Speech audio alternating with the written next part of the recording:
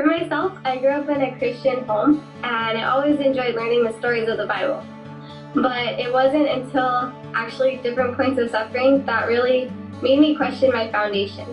I'd been really close to my mom's side of the family, but it was actually her side of the family that experienced a lot of tragedy. It started with my grandma passing away, and then my cousin dying from a drug overdose, as well as my uncle dying from terminal cancer.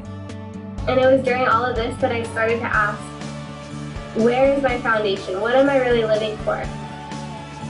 I remembered different programs that I'd watched growing up, and I found them again online. I was going through them and just really finally understanding not only what I believed, but why I believed it, and how what the Bible taught showed who God is. And for the first time in my life, I finally saw a God who was loving, a God who really did care, who gave everything to buy us back. And I realized as well that Jesus' death on the cross wasn't something that happened nearly 2,000 years ago because soldiers nailed him there. It was because of my sins. It was because I had murdered God, and it broke my heart to realize that. And I realized that if God had given everything for me, how little is it to give everything back for him? And that's really what changed my perspective. Since that day, I started to just read my Bible more and try to spend time getting to know this God that I've known about for so long but never really known. And it was amazing just to see God become real. I remember one morning I had watched a program with this one pastor who was reading through John chapter 15, and he was marching up and down the stage, I guess, going through verse by verse.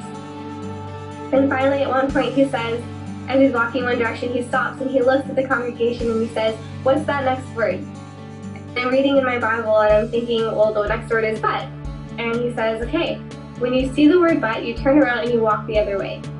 That day in class, my teacher was going through and explaining to us how to read poetry.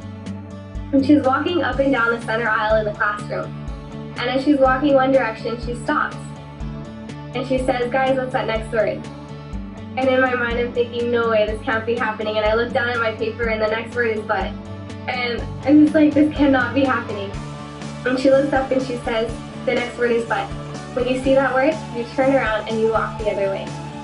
And it was crazy because that's exactly what I had seen happen in my devotions that morning. And ever since then, it's been amazing to watch the little ways and the little things that God has done to show me how real He is. It's very powerful because God is not just some God sitting up in the sky looking down at His creatures that He's made. He's personal. He's a heavenly Father. He's a best friend. He's the one that cares for you more than you could ever care for yourself. And when we truly let God work in our lives, and we truly pay attention to what's going on around us, we will see those little things and realize God is real and He cares for us more than we could ever know.